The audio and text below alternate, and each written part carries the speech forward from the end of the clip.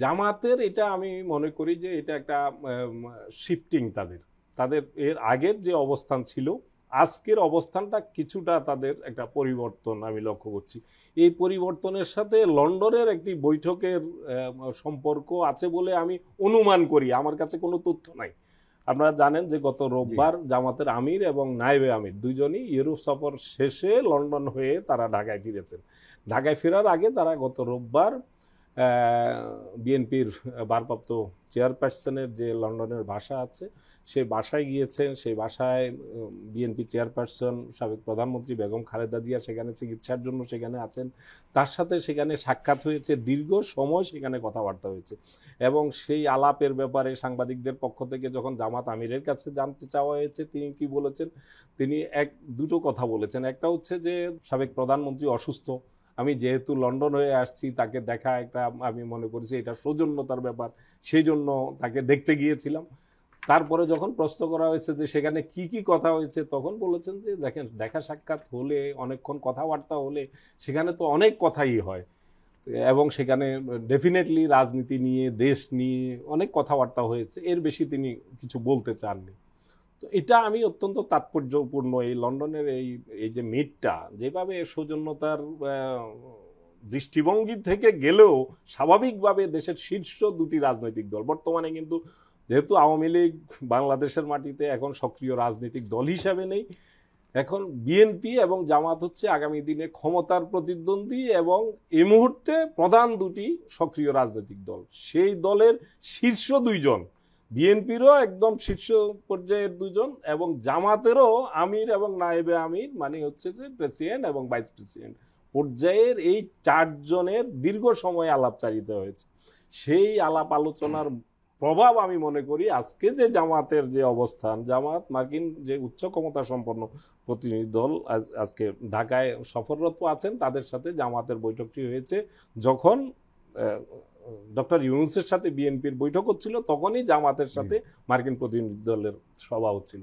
তো সেই সভাতে যেটা আমি ব্রিফিংয়ে শুনলাম লাইভে, সেখানে জামাত আমির বলছেন যে তাদের কাছে জানতে চাওয়া হয়েছিল, মার্কিন প্রতিনিধি দলের পক্ষ থেকে জানতে চাওয়া হয়েছিল আপনারা কখন নির্বাচন চান।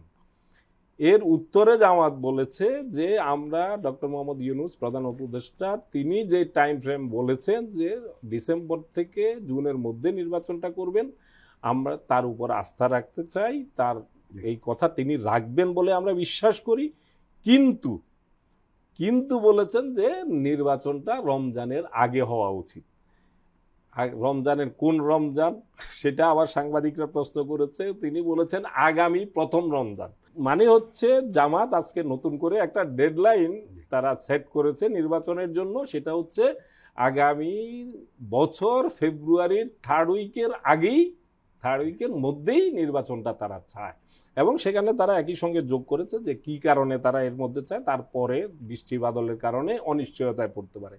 এই জায়গাটা আমি মনে করি, আমি যেটা বলছিলাম আমি শেষ করছি, যে এই জায়গাটাতে জামাত মেনশন করার মধ্য দিয়ে আমি মনে করি এটা জামাতের নতুন অবস্থান।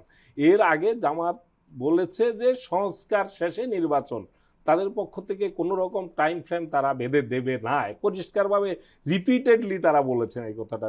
জামাতের মহাসচিব সেক্রেটারি জেনারেল বলেছেন, আমির বলেছেন, বিভিন্ন পর্যায় থেকে বলেছে যে আমরা কোনো সময় বেঁধে দিতে চাই না, আমরা চাই সংস্কার এবং বিচার শেষে যত দ্রুত সম্ভব নির্বাচন, এইভাবে তাদের ল্যাঙ্গুয়েজ। তো আজকে যেহেতু তারা ফেব্রুয়ারি মাসের থার্ড উইকটা সময় বেঁধে দিল, আমি মনে করি এটা লন্ডনের যে বৈঠক এটার সাথে এটার একটা প্রভাব নিশ্চয়ই আছে এবং এটাকে আমি কোনো নেতিবাচকভাবে দেখছি না, এটা যৌক্তিক, এটা যৌক্তিকও বটে। কারণ এর পরে গেলে রমজানের পরে এপ্রিল থেকে মে মাসের মধ্যে বৃষ্টি বাদল শুরু হয়ে যায়। যেহেতু প্রধান উপদেষ্টা টাইমটা বলেছেন জুনের মধ্যে, সেই জন্য সুইটেবল টাইম এটাই, কিন্তু এর মধ্যে জানুয়ারি থেকে ফেব্রুয়ারির মধ্যে নির্বাচনের কোনো একটা ডেট হয়তো হতে পারে এবং এটা জামাত বলেছে বলে না, এর আগেও আমরা বিশ্লেষণে আমি এর আগেও কয়েকদিন আগেও একটা আমি বলেছি যে সুইটেবল টাইমটা হচ্ছে সাধারণত ডিসেম্বর থেকে জানুয়ারি, এটা বড় জোর গেলে সেটা যাওয়া যায় মার্চ পর্যন্ত। যেহেতু এখন মার্চে গিয়ে রমজান পড়বে আগামী বছর, সে কারণে নির্বাচনটা হয়তো রমজানের ঈদের আগে না হলে পরে যেতে পারে, পরে গেলে একটু বৃষ্টি বাদলের ঝুঁকির মধ্যে পড়তে পারে।